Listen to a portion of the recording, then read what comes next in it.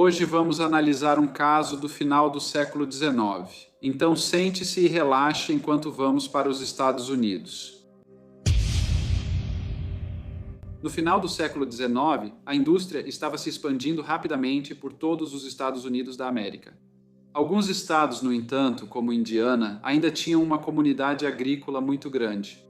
Na década de 1890, Indiana tinha 22 milhões de acres de terras agrícolas, cultivando muitos tipos diferentes de culturas, incluindo milho, trigo, aveia, cevada, centeio, batata doce e tabaco.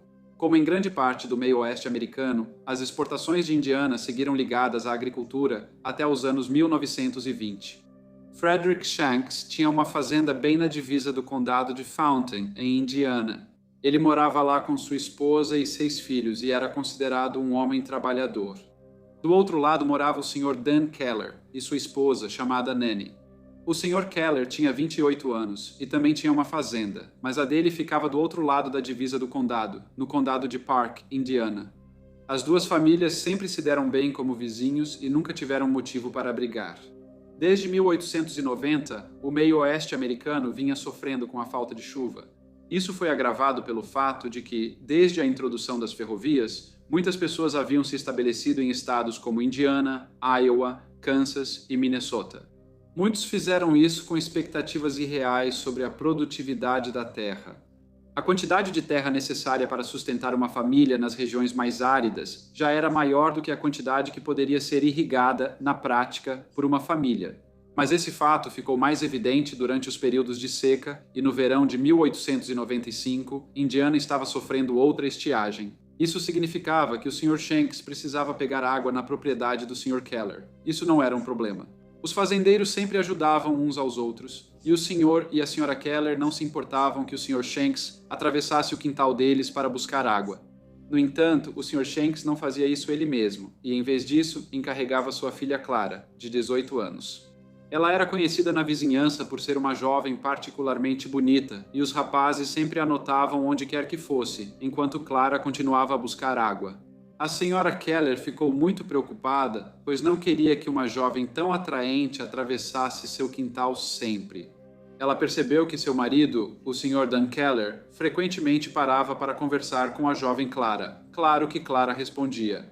Ela era educada e sabia que os Keller não tinham obrigação de deixá-los atravessar a propriedade para buscar água. No entanto, Dona Nanny Keller não via dessa forma. Em vez disso, ela acreditava que Clara estava deliberadamente flertando com seu marido e tinha a intenção de seduzi-lo. Os 2 irmãos mais novos de Clara frequentemente viam o Sr. Keller trabalhando no quintal e sempre que isso acontecia, gritavam para Clara: "Ei, mana, lá vai o seu namorado!" Isso só aumentava a suspeita da Dona Keller de que algo estava acontecendo entre seu marido e Clara. Já bastante ciumenta com a atenção que seu marido parecia dar à bela jovem de 18 anos, Dona Keller começou a contar aos vizinhos sobre sua preocupação e sobre o comportamento inadequado da senhorita Clara Shanks. Por fim, o irmão mais velho de Clara, Daniel, ficou sabendo das acusações. Ele ficou surpreso, pois sempre achou que sua irmã era uma jovem educada e bem comportada. Ele decidiu conversar com Dona Keller. Então, no dia 5 de julho, foi até a casa dos Keller para perguntar por que Dona Keller estava dizendo essas coisas sobre sua irmã. Dona Keller disse a ele que acreditava que havia algo impróprio acontecendo entre Clara e seu marido, e que Clara não teria mais permissão para atravessar seu quintal para pegar água. Daniel Shanks deveria pedir ao pai que mandasse outro familiar buscar a água. Agora, havia tensão entre as duas famílias. Então, na manhã seguinte, Nanny Keller, seu marido Dan e a irmã de Dan, Margaret Keller, decidiram que deveriam ir ver o Sr. e a Sra. Shanks e tentar resolver suas diferenças. Afinal, eles eram vizinhos. A economia dos Estados Unidos estava passando por um período de recessão e as coisas ficaram ainda mais difíceis por causa das secas. Eles não queriam ser inimigos do Sr. e da Sra. Shanks. Os Keller ficaram perto da cerca de madeira entre as propriedades e chamaram Clara. No entanto, o irmão dela não a deixou ir até a porta. Por fim, a mãe de Clara respondeu e a Sra. Keller disse a ela que acreditava que sua filha Clara estava mantendo um relacionamento impróprio com seu marido. A Sra. Shanks respondeu que não achava que a acusação fosse verdadeira, mas então a Sra. Keller se virou para o marido e disse: "Você vai deixar que eles neguem o que eu digo?" Dan Keller não negou relação com Clara. A Sra. Shanks então voltou para dentro de sua casa e fechou a porta. No jantar, o pai de Clara, o Sr. Frederick Shanks, foi informado pela primeira vez sobre a acusação. Ele perguntou à filha se aquilo era verdade e Clara respondeu que não era. Houve um silêncio estranho e, após alguns minutos, Clara se levantou. Ela saiu da mesa e depois saiu de casa. Algumas horas se passaram e, como Clara não havia voltado, sua mãe mandou os outros filhos procurá-la. Quando passaram pelo quintal de Vaquela, Dan Keller olhou para cima e gritou: "Se vocês estão procurando por Clara, minha esposa a viu descendo a estrada há mais de 1 hora." As crianças procuraram na área conhecida como Wolf Creek e chamaram por Clara, mas não conseguiram encontrá-la. Tudo parecia muito quieto. Então, de repente, um deles chamava novamente pela irmã, enquanto começava a escurecer. Todos voltaram para casa. Naquela noite, a Sra. Shanks teve um sonho perturbador. Ela sonhou que sua filha estava lutando no poço, ao pé de Wolf Creek Falls, às 5 da manhã e não conseguia dormir muito. Ela se levantou. Daniel, seu filho mais velho, também teve uma noite difícil preocupado com a irmã. Sra. Shanks contou a ele seu sonho. Eles haviam procurado naquela área no dia anterior, mas não olharam perto do poço, apenas no matagal que o cercava. Daniel imediatamente calçou as botas e correu para o poço. Ficava a cerca de 800 metros da casa deles. Quando entrou na água, ele viu sua irmã. Ela estava deitada em cerca de 1,5 metros de profundidade. Estranhamente, porém, Daniel não fez nenhuma tentativa de tirar o corpo sem vida do poço. Em vez disso, ele voltou direto para casa, pegou sua espingarda e marchou em direção à propriedade de Vaqueller. Do portão da frente, ele gritou: "Clara se afogou em Wolf Creek Falls, e foi você quem causou isso." Dan Keller, aparentemente um pouco cansado, veio até a porta. Quando ele fez isso, Daniel Shanks disparou sua espingarda 2 vezes. Felizmente, nas 2 vezes, o tiro acertou a borda da moldura da porta. Dan Keller rapidamente recuou para dentro de sua casa. Sua esposa então saiu para implorar a Daniel Shanks que parasse de atirar. Felizmente, um vizinho chamado James Rice apareceu. Ele ouviu a confusão e convenceu Daniel Shanks a ir para casa. Logo se espalhou a notícia da morte da jovem Clara Shanks. Seu corpo foi retirado do poço de Wolf Creek e levado de volta para a casa de seus pais. Lá foi realizada uma autópsia. Embora isso tenha sido organizado às pressas e não conduzido com muitos detalhes, os 2 médicos concluíram que a senhorita Clara Shanks havia tirado a própria vida por afogamento. No dia seguinte, Dan Keller foi até a cidade de Rockville, no condado de Park, e diante do subxerife McCain, obteve um mandado contra Daniel Shanks pela agressão não provocada contra ele e sua esposa. No entanto, quando o delegado foi até a propriedade dos Shanks para cumprir o mandado, foi recebido por vários homens que disseram estar representando os cidadãos do condado de Fountain e que, se o delegado prendesse Daniel Shanks, eles enforcariam Dan Keller. O delegado decidiu que, nesse caso, ele voltaria para Rockville e não cumpriria o mandado contra Daniel Shanks. No dia seguinte, Clara foi enterrada no cemitério Zack Meir. O funeral foi acompanhado pela maioria dos moradores que viviam no vale de Wolf Creek.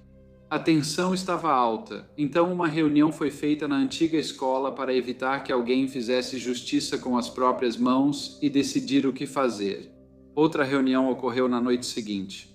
Os moradores locais acreditavam que algo ruim havia acontecido com a jovem Clara Shanks. Então, uma delegação foi enviada para pedir às autoridades que realizassem outra autópsia. Enquanto isso era analisado, a polícia vasculhou o matagal ao redor da cachoeira Wolf Creek. Se Clara tivesse sido assassinada, precisavam de alguma prova concreta que apoiasse isso. Há relatos de que foram encontradas evidências de luta, incluindo sinais de que um corpo pode ter sido arrastado até o poço de Wolf Creek. Isso incluía uma pegada de um sapato masculino e um pouco de sangue nos arbustos. Testemunhas também se apresentaram e, embora ninguém tenha visto Clara nas proximidades do poço de Wolf Creek na tarde de sábado, 6 de julho de 1895, havia um grupo de jovens que passou grande parte do dia nadando e se banhando no poço. Eles informaram às autoridades que não havia nenhum corpo no poço durante o tempo em que estiveram lá e que não viram nada suspeito. Isso levou a polícia a concluir que o corpo de Clara não foi colocado no poço de Wolf Creek até depois da meia-noite e só foi descoberto na manhã seguinte. Todos pareciam estar convencidos de que Dan Keller tinha algo a ver com a morte de Clara. A opinião pública estava muito contra ele, então, desconfortável, ele levou a família para morar com seu irmão, Sr. George Keller, que vivia a cerca de 3 quilômetros da casa do Sr. e da Sra. Shanks. Com a notícia da morte trágica de Clara se espalhando pelos condados de Fountain e Park, muitos foram ao vale de Wolf Creek ver o poço onde acharam o corpo. Eles também passavam pelas casas do Sr. e da Sra. Shanks e do Sr. e da Sra. Keller e, enquanto faziam isso, teorizavam sobre o que exatamente aconteceu na noite de 6 de julho. A imprensa mostrou grande interesse na história. Jornalistas de diversos jornais entrevistaram o Sr. e a Sra. Shanks e o Sr. e a Sra. Keller. Apesar das opiniões mútuas, nenhum casal sugeriu que o outro fosse responsável pela morte de Clara. 10 dias se passaram antes que fosse decidido que outra autópsia deveria ser realizada, e esta seria feita por médicos dos condados de Park e Fountain. O corpo já havia começado a se decompor, o que tornou a tarefa bastante difícil. Após investigação minuciosa, confirmou-se que a senhorita Clara Shanks foi assassinada. Foram encontrados hematomas em sua cabeça, seu crânio estava fraturado e seu pescoço havia sido quebrado. Como não foi encontrada água em sua laringe ou em seus pulmões, a possibilidade de morte por afogamento foi descartada. A teoria de que ela tirou a própria vida também foi descartada, conforme declararam os 6 médicos que a examinaram. Ao morrer, a senhorita Clara Shanks não tinha motivo para se envergonhar, pois nunca havia sido íntima de ninguém e morreu como uma jovem respeitável. No dia 9 de agosto, as autoridades acreditavam ter provas suficientes para prender o Sr. Dan Keller, sua esposa, Sra. Nanny Keller, e sua irmã, Srta. Margaret Keller, todos os quais foram detidos e acusados do assassinato da senhorita Clara Shanks. A polícia também prendeu o irmão de Dan Keller e ele foi acusado de ser cúmplice de assassinato. O advogado dos Keller rapidamente contestou a ideia de que seus clientes cometeram esse crime. Ele espalhou a ideia de que a morte de Clara havia, de alguma forma, sido causada pela própria família dela. Ele destacou como Daniel Shanks encontrou facilmente o corpo da irmã na manhã de domingo, 7 de julho, e disse que o suposto sonho da Sra. Shanks era realista demais para ter vindo de um cérebro adormecido. Ele também lembrou à imprensa que o Sr. e a Sra. Keller disseram à polícia que viram Daniel Shanks atravessar o campo e caminhar em direção ao Wolf Creek em 2 ocasiões na tarde do dia em que Clara Shanks desapareceu. Na verdade, a Sra. Nanny Keller disse que o comportamento dele era muito suspeito, e essa também era a opinião da Srta. Margaret Keller, já que a casa deles estava sem vigilância. A fazenda deles foi visitada por pessoas que queriam pegar lembranças da casa, onde foi relatado que um assassinato havia sido cometido. Os Keller ficaram presos até o dia do julgamento. O julgamento começou em 27 de janeiro de 1896, e como o caso havia causado tanta repercussão nos condados de Fountain e Park, aconteceu na cidade de Terre Haute, no condado de Vigo. Os Keller foram indiciados por 9 acusações diferentes para cobrir todos os possíveis meios usados para assassinar Clara. A promotoria afirmou que no sábado, 6 de julho, Clara foi até a propriedade do Sr. e da Sra. Keller para confrontar a Sra. Keller e pedir que ela retirasse a acusação de que Clara teria sido íntima do marido dela. Houve uma altercação que resultou na morte de Clara. Os Keller então esconderam o corpo da jovem na cozinha antes de transportá-lo para Wolf Creek Falls. Em algum momento durante a noite, a promotoria afirmou que essa distância era de cerca de 800 metros e que o Sr. Dan Keller foi auxiliado nesse ato por seu irmão, o Sr. John Keller. A promotoria afirmou que os Keller deixaram o corpo em Wolf Creek para que todos acreditassem que Clara Shanks tirou a própria vida por causa da vergonha que trouxe para si e sua família, quando na realidade ela era uma jovem honesta e honrada que só foi até a propriedade do Sr. e da Sra. Keller naquele dia para defender seu bom nome e pedir ao Sr. Keller que dissesse à esposa a verdade, que nada de impróprio jamais havia acontecido entre eles. Embora grande parte das evidências fosse circunstancial, a promotoria conseguiu mostrar vestígios de sangue encontrados em uma calça de Dan Keller e informou ao júri que sangue também havia sido descoberto no chão da casa dos Keller, junto com restos de roupas que foram queimadas no fogão da cozinha.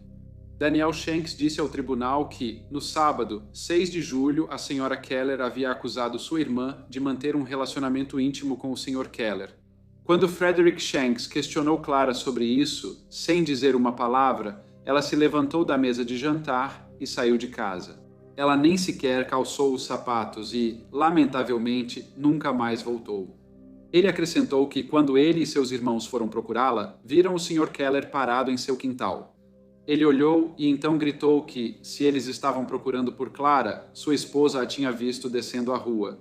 Danielle Shanks disse que eles desceram a rua, mas não conseguiram encontrar Clara.